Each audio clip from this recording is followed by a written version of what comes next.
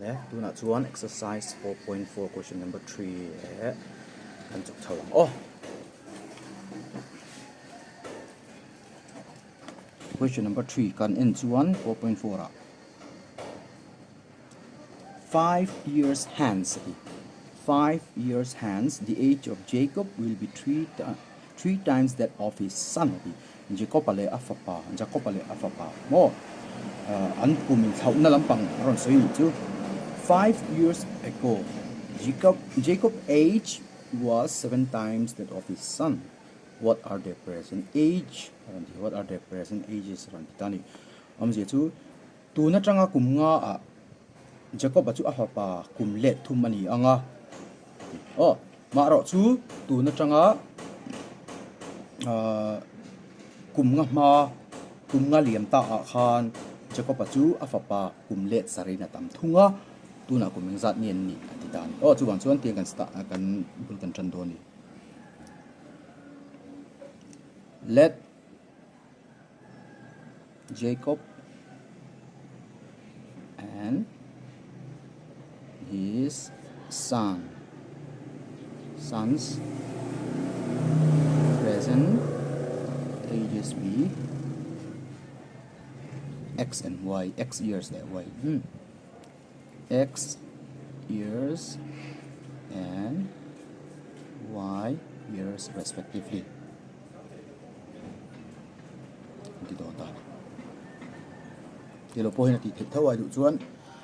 Let the present ages of Jacob and his sons be x and y respectively.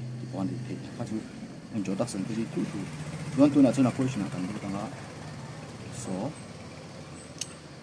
5 years hence tu na chon kum Jacob kum x ania afa pa kum y oh 5 years hence ati chuan future sorry nai kum nga lo tu ra soi lo na ni oh kum nga lo liam zet chuan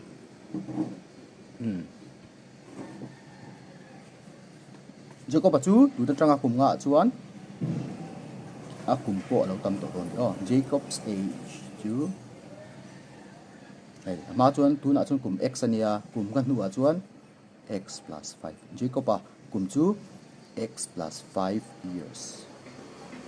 a kuma khan present age khan panga ve chu tiang chia chuan his sons a fa pa po y plus 5 kum nga va bel khan me oh hey tu na an kum chu x le y ni ro second here antina tu na kum so mi ni chuan kum ngan hu chuan panga bel ani 10 plus 5 to 50 katian che kan tik kha kan mang chu chuan the question kan siam don ta ni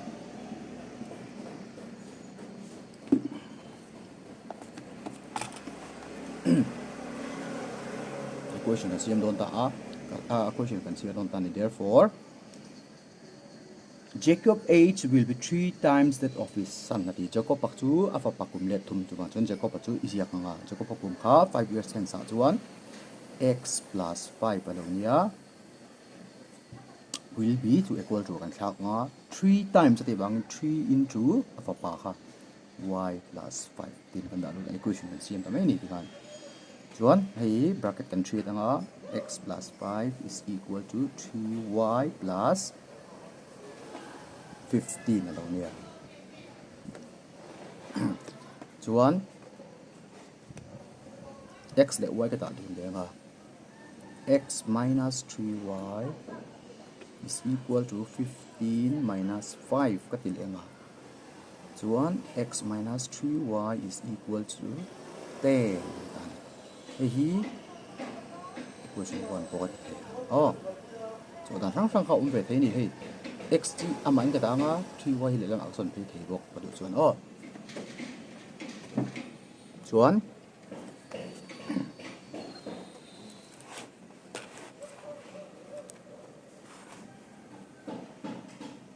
kan adjust lak ni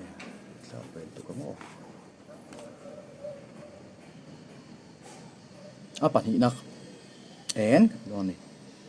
a question a statement pa ni na chuan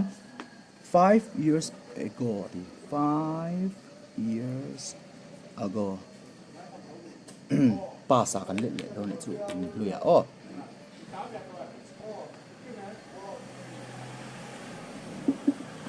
kum nga kal ta kha na tia ani chuan kum nga kal ta chuan Jacob a chu tu na kum x ani chuan Jacob h chu x ani tu na kum nga kal ta chuan 5 pai mai tur ni 5 kan pai le ma ya chu tiang zelin his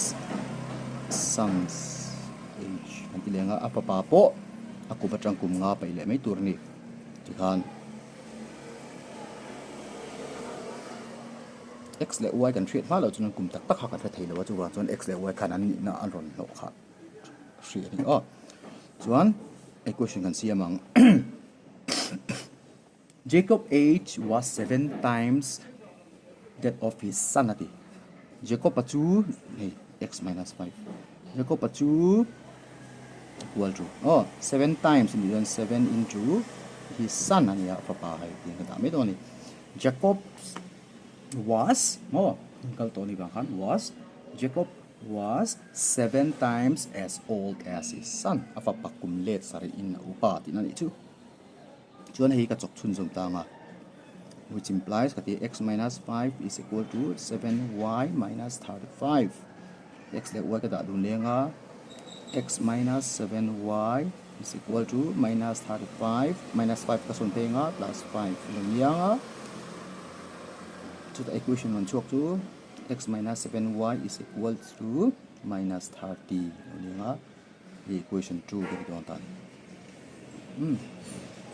so one equation 1 และ2hi kan inangai equation 1 และ2 hi equation 1 และ2 kan inanga kan n phei chun hei x ci inang ve ve ta ni coefficient po 1 ve ve ni ya inang che che ni assign po plus ve ve ni plus ve ve ni chuan subtracting man tu ka di kan subtract subtracting equation 2 from equation 1 we get till it on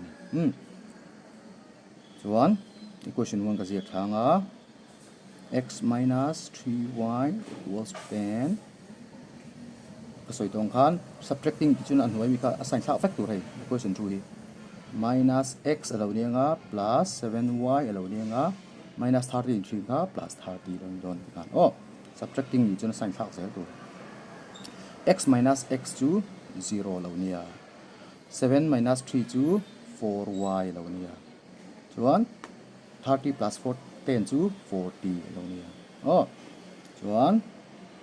y ki pri kan nei ta left hand side right hand side to 4 ni divide to therefore 1 is 4 4 10 ra 40 y ki pri 10 kan lo nei ta y ki pri 10 kan lo nei ta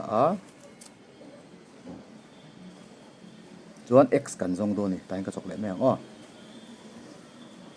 putting ka tianga y equal to 10 in equation 1 equation 1 ahang ka da lu le do ni get ka ti le ta equation 1 chu x minus 3y ni ta ni x minus 3 times 10 non to y ai 10 ka ta equals to 10 lo nia x minus 30 is equals to 10 nia x is equal to le lama phei chuan 10 plus 30 to 40 lo ni chuan hei atira khang kan soi to kha Jacob pachu duna kum x ni ro se kan tia an present age kan jong chok ta ni present age of Jacob and his son papale present age of his sons papale ama kum chu 40 years Jacob kum som linia chuan papa kha kum som y kha 10 years 40 years old and 10 years old kum som linia Jacob chuan papa chu kum som tinani chu tuna chuan question number 5 kan chok le han sorry 4 kan chok le han do ni question number 4 kan chok tu chu kan chia ranga textbook ha inula the coach of a cricket team buys 7 bats and 6 balls for rupees 3,800. Cricket team an oma chuta an coach chuan bet pasari le ball paru aleya atina chu cheng sang thum zari ra senga. Later anua she buys ati chu an coach chuan bet pathum 3 bets and 5 balls ati bet pathum le ball panga alei le a chu asum senza chu sang khat zasari somnga ni 1,750 aseng ani ani chuan bet pakhat le ball pakhat chu engzat man nge an di jong chuak ro ni titani amal ama pakhat te aman chuan tiang kan ti doni let the cost of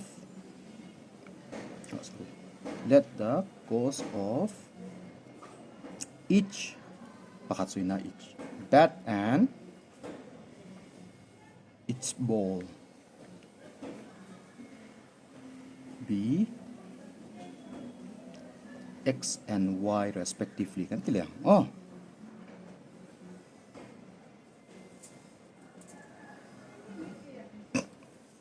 bet pakat man chu X ball pakat man chu Y rupees X Y am chu chuan le question kan chia ranga khami tang kha question kan sim lo ni so kan tia the coach of our cricket team buys 7 bets bet pasari jen 7x anianga le ball paru 6y ale khan asum sen zong kha sang thum zari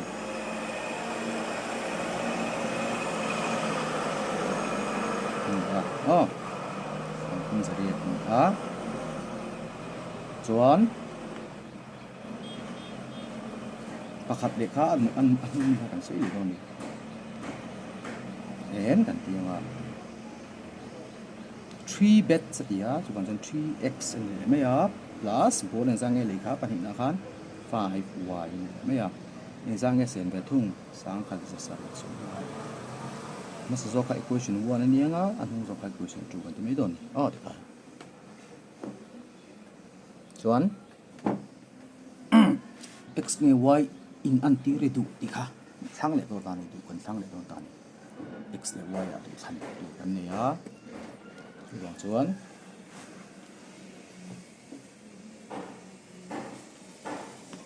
multiplying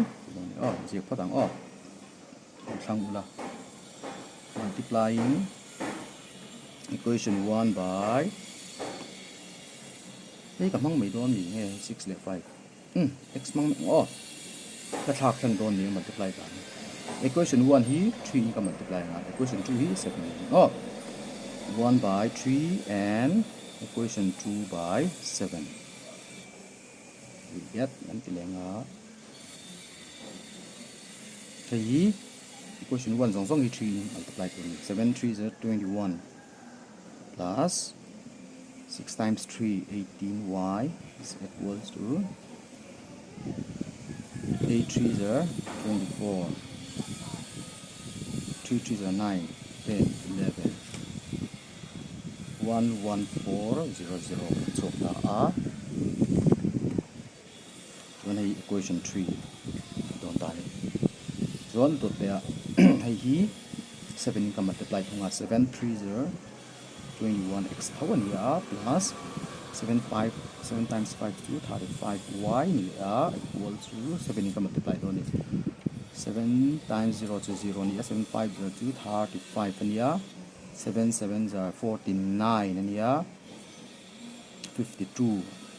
5 la banga 7 1 7 12 1 2 2 5 0 lo ni hi equation 4 lo tan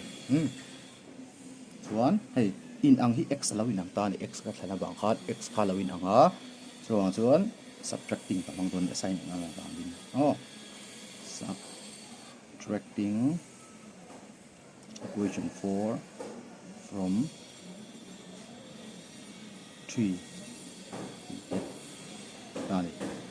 ka subtract chuan china ka soyam pro khan equation salama an wai zo equation so he assigning thak vek ze 21x ni tolovin minus 21x plus 35 point following minus 35y minus 12250 12250 one cái chọc đồn ta này anh căn sẽ là như chú minus lên rồi còn minus cái ta 17 in anh thảo ạ 17y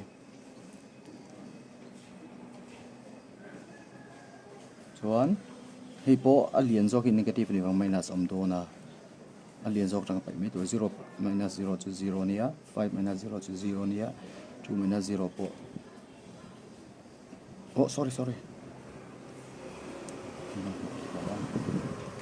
0 minus 0 to 0 nia 5 minus 0 to 5 nia chuan hei 2 hian 4 divide thei lo wangin 12 minus 4 kan ti don tan 12 minus 4 to 8 lo nia chuan hei 1 ni to a 0 0 85 minus 850 chuan chu cancel la pian which implies say 17y le 850 kha kan ta a 17 hin cancel pe thei ni 17 1 is 17 equals to 850 to 17 in divide mai ula pian amun nga ni mai 7 5 that 35 5 1 is 5 8 ani ya 0 la chuan amun som nga chuan y som nga 50 chuan thei putting kan ti le na y equals to 50 in equation berang equation 2 equation 2 we get ti le nga equation 2 a chuan 3x plus 5y ni to lawin 5 times 50 lo ni to nga equals to 1750 yeah chuan 3x plus 250 is equal to chuan 1750 lo nia nga lama sun pe chun minus a changona 3x is equal to 1750 minus 250 lo nia chuan 3x is equals to hey 1750 250 ipai chuan 1500 lo choka 3 na divide ve thea 3 1 is 3 3 5 50 500 lo tani chu bang chuan hey bet pakhat man chu zanga ball pakhat man chu somanga ti kan therefore ako isin azon na kan chang che thei ka cost of bet equal to rupees 500 cost of ball pakhat man chu somanga kan zo ta